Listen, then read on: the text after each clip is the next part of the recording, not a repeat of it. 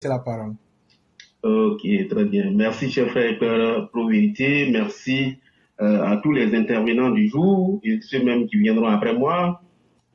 Merci à son Excellence, Monsieur Alassane Ouattara, pour tout ce qu'il fait pour la Côte d'Ivoire. Merci à tout le peuple ivoirien. Merci à tous les amis et partenaires de la Côte d'Ivoire. Et donc, dans le développement du professeur Koulibaly tout à l'heure, il a dit merci et nous disons merci infiniment au président de la République, son Excellence Alassane Ouattara. Vous savez que 2023, il y a eu il y a eu plusieurs événements, mais les 4 événements majeurs à retenir véritablement, c'en était l'organisation du Africa CEO Forum qui s'est tenu du 5 au 6 juin 2023. Et là, il y a eu 70 pays avec 75 présidents et ministres. Mais les participants étaient au nombre de 1800, qui étaient des décideurs politiques et économiques.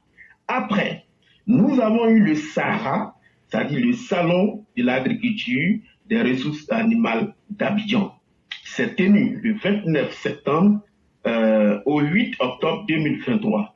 Et ensuite, nous avons eu la Cannes, et après la Cannes, il y a le 60e anniversaire du Salon international qui se tient à Paris en ce moment, qui finit demain. Et donc, il était tout à fait normal que la Côte d'Ivoire soit présente. Et je signale au passage que j'ai intervenu sur ça en faisant fausse route, pour dire que c'était de la poudre aux yeux, mais ce n'est pas du tout de la poudre aux yeux. Pourquoi? La Côte d'Ivoire vient d'être championne en matière footballistique, en football. Et donc, le monde entier a vu toute la prouesse, tout le pays. Et donc, là, il fallait que la Côte d'Ivoire vienne à Paris dans ce salon. Mais pourquoi la Côte d'Ivoire vient? C'est normal, la présence de la Côte d'Ivoire se justifie au fait que nous sommes premiers producteurs depuis très longtemps de cacao et nous sommes premiers producteurs d'anacarde. Nous sommes, pour la production du caoutchouc naturel, nous sommes premiers en Afrique et 4e mondialement. Palmier à huile, nous sommes 7e. Et j'en passe. Vous voyez, il y a un règlement de l'Union européenne qui interdira l'importation des produits issus de la déforestation. Donc, ce que nous produisons, les Européens disent, à l'occasion de la COP 15 qui s'est tenue au Canada, du 7 au 19 décembre 2022. Et cette réglementation-là, en tout cas, interdit l'importation. Donc, nous, tout ce que nous produisons comme cacao, café, anacarde, mangue et autres, vu que pour eux, c'est issu de la déforestation. Donc, il fallait que nos ministres concernés, à savoir le ministre de l'Agriculture, des Ressources animales, de l'Agriculture et du Développement rural, de la production vivrière, donc M. Adjumani, et le ministre et les ministres Sidi Touré, qui est ministre des Ressources animales et halieutiques, accompagné de M. Laurent Tchaba, qui est le ministre des Eaux et Forêts. Les 3 ministères-là travaillent en tout cas de concert, puisque tout est lié. Et donc, il fallait qu'ils viennent voir, il fallait que la Côte d'Ivoire vienne exposer ses produits, il fallait que la Côte d'Ivoire explique, en tout cas, les enjeux futurs quant à ce problème de déforestation. Et donc, le jeudi, il y a eu une conférence auquel les EPV, dont moi-même, plus Yann Koulou, Kone Lansna, Sidibé Sendou, Bama Ghana étant malade, n'a pu venir. Nous avons assisté à une conférence dont le thème était développement des cultures vivrières et souveraineté alimentaire, défis et perspectives. Il s'agit d'expliquer à tous ceux qui souhaitent investir en Côte d'Ivoire, de montrer, d'expliquer les opportunités et ce que la Côte d'Ivoire veut faire par rapport à la reforestation. Et donc, d'ici 2030, la Côte d'Ivoire se donne le défi d'avoir un parc forestier jusqu'à 6 millions 500 000 hectares. Et c'est pour ça que le gouvernement a mandaté ces ministres-là de venir expliquer au patronat. Ce sont ces mêmes patronats qui vont s'appuyer sur les dirigeants européens pour dire non, ce que la Côte d'Ivoire fait, il y a eu des forêts, il y a eu de la déforestation, mais il y a eu une reforestation. Et ce défi-là auquel la Côte d'Ivoire s'étonne, donc c'est que on est notre couvert forestier, en tout cas, aura une régénération d'ici 2030. Donc, ce règlement européen-là, pour leur dire que ça n'aura pas de sens, il faut sursoir. Sinon, il faut supprimer. Voilà. Mais d'un côté, ça doit nous faire réfléchir, puisque ce que nous produisons, nous ne transformons pas.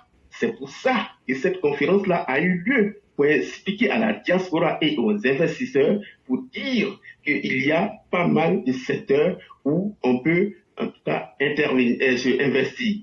Quand nous produisons et que nous ne pouvons pas transformer, malheureusement, il y a beaucoup à il y a un manque à gagner sur le plan financier, bien évidemment, avec les produits des matières premières. Ça n'a rien à voir avec le prix de ce même produit transformé. Et donc, chers frères, vous voyez que les EPV ne restent pas en marge, malgré que nous n'avons pas pu prendre la parole, vu le temps qui était très court, et que les ministres étant chargés, il fallait aller au plus vite. Donc, il y a eu que 7 intervenants au total, dont certains ont félicité le gouvernement du fait qu'il y a une facilitation d'installation des investisseurs qui veulent vraiment aider notre pays à transformer les produits de façon locale. Et donc, cette conférence qui a commencé aux environs de 11 heures, après 2 heures de temps, nous sommes allés sur les stands et voir un peu tout ce qui se passe sur les stands ivoiriens. Sachez que parmi les pays africains, dont moi-même j'ai pu découvrir, il y avait la présence du Cameroun, du Nigeria, de l'Algérie et du Maroc. Donc, ce sont ces pays-là que j'ai pu voir. Maintenant, chers frères éclaireurs, on a de gros problèmes d'information. Parce que là, nous avons des centres de formation, un institut national de formation professionnelle agricole qui n'est pas assez connu. Et donc, tous ceux qui veulent avoir des informations supplémentaires pour cet institut-là, il faut faire le www.infpa.org.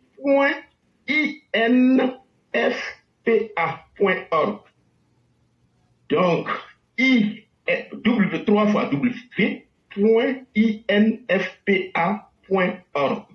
Vous avez des centres de formation il y en a 12. Vous avez Benjerville, à Bengourou, Ferentegela, c'est à côté du Touba. Madame Blanc sait où se trouve Ferentegela. Boisflé, dans la forêt du Banco, Djébissou, Gossou, Jacquesville. Et donc, ce sont ces endroits-là où vous pouvez former vous-même, ou bien vos enfants, ou bien les frères qui sont désireux d'avoir une formation en agriculture et en élevage. Et c'est tellement important que la Côte d'Ivoire, souvent les gens disent qu'il n'y a pas de boulot. Mais l'État ne peut pas employer tout le monde. L'État n'a pas les moyens d'employer tout le monde. L'État ne peut pas faire tout.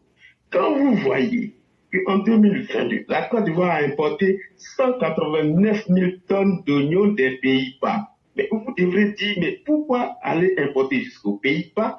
Mais je peux faire de l'oignon. La tomate, à un moment donné, nos mères se plaignent que ça devient trop cher, mais il faut que chacun de nous dise, qu'est-ce que je fais encore à Abidjan alors que la tomate est très chère. Le riz, nous avons une production de 1 300 000 tonnes, donc qui représente 42% de nos besoins.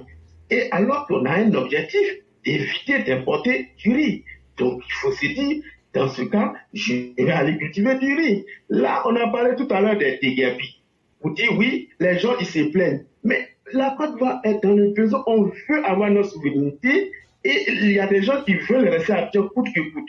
Pourtant, à l'intérieur, il y a de la place pour pouvoir aller se faire une santé financière.